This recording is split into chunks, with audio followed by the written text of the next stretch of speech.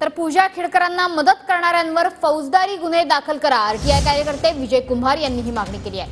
खेडकरांना प्रमाणपत्र देणाऱ्यांवर फौजदारी गुन्हे दाखल करण्यात यावेत। 24 तासात दिव्यांग प्रमाणपत्र दिलंच कसं, असा सवालही विजय कुंभार यांनी उपस्थित केला आहे। यांना 7% अपंगत्व असल्याचं दाखला देण्यात आला। त्यानंतर आता याच संदर्भात आहे तर चौकशीची मागणी आणि फौजदारी गुन्हे दाखल करण्याची मागणी आरटीआय कार्यकर्ते विजय कुंभार सर यांनी केली। सर काय सांगाल, नक्की काय ही मागणी जी आहे ती करण्यात आली?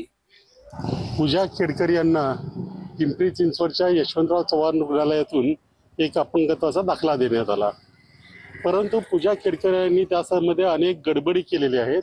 म्हणजे उदाहरणार्थ एकाच दिवशी 2 ठिकाणी अर्ज करणं, दोन्हीकडे वेगवेगळे पत्ते देणे, दोन्हीकडे वेगवेगळा पुरावा देणं, दोन्हीकडे वेगवेगळं सांगणं आणि हे सगळं मान्य करून पिंपरी चिंचवडच्या रुग्णालयाने त्यांना अपंगत्वाचं प्रमाणपत्र दिलं। याच्यामध्ये अनेक गडबडी झालेत, म्हणून मी सुहास दिवसे जे कलेक्टर आहेत पुण्याचे त्यांच्याकडे मागणी केलेली आहे की या सगळ्या गोष्टींवर, या सगळ्या लोकांवर ज्यांनी घेतलं आणि ज्यांनी देताना मदत केली, दिलं, त्या सर्वांवर फौजदारी गुन्हे दाखल करावेत। असं असलं तरी आता आपण पाहिलं तर वायसीएमचे जे डीन आहेत राजेंद्र वाबळे त्यांनी चौकशी केली, त्यामध्ये सर्व जे अधिकारी असतील किंवा जे त्या प्रोसेसमध्ये असतील ते क्लीन चिट त्यांना देण्यात आले। तुम्ही म्हणता की फौजदारी दाखल करा, त्यांच्यावर फौजदारी दाखल केली पाहिजे। बाबळे यांच्या समोर कधी समोरासमोर येऊन मी बोलायला तयार आहे।